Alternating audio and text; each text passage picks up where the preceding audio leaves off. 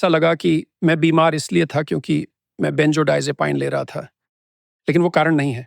मैं बीमार था और फिर मैंने उन्हें लिया, बहुत लो डोज पर, और मैंने इसे लंबे समय तक लिया और इससे मदद मिली, जो कुछ भी मेरे साथ गलत था। और ऐसा भी लगता है कि ये एक एलर्जी थी या शायद मल्टीपल एलर्जीज। और फिर वो काम करना बंद कर दिया, इसलिए मैंने थोड़ा और लिया, लगभग 1 महीने तक, और इससे ये ज़्यादा खराब हो गया, इसलिए मैंने लंबे समय तक इसे कम कर दिया। और फिर हालात सच में हाथ से निकल गए। बेंजो के अंदर एक गहरी बात थी। आप किस चीज के बारे में बता सकते हैं?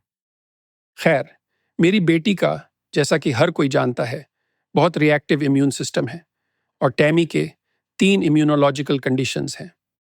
उनमें से हर एक बहुत गंभीर था, और मुझे सोराइसिस और पेरिफेरल यूवीटिस था, जो एक ऑटो इम्यून कंडीशन है, और एलोपेसिया एरिटा भी था, क्रॉनिक गम डिजीज, जो सभी एलर्जी से संबंधित प्रतीत होती हैं। और ऐसा लगता है कि मिकाइला ने यह सब समझ लिया है, और इसीलिए, और मेरा ऐसा मानना है कि यह सब मेरे उदासी की प्रवृत्ति के कारण था, जो मेरे परिवार के इतिहास का हिस्सा था। लेकिन मुझे लगता है कि यह सब इम्यूनोलॉजिकल था, जहां तक मैं बता सकता हूं। तो मेरे साथ जो हुआ वो ये है कि मैंने हमेशा महसूस किया कि मैं सच में ठीक से सांस नहीं ले पा रहा था। मैं केवल एक 5वां हिस्सा ही सांस ले पा रहा था, जितना मैं कभी कभी कर सकता था, और इसलिए मुझे हमेशा सांस लेने में दिक्कत होती थी, और ऐसा लगता है कि शायद ये वही था।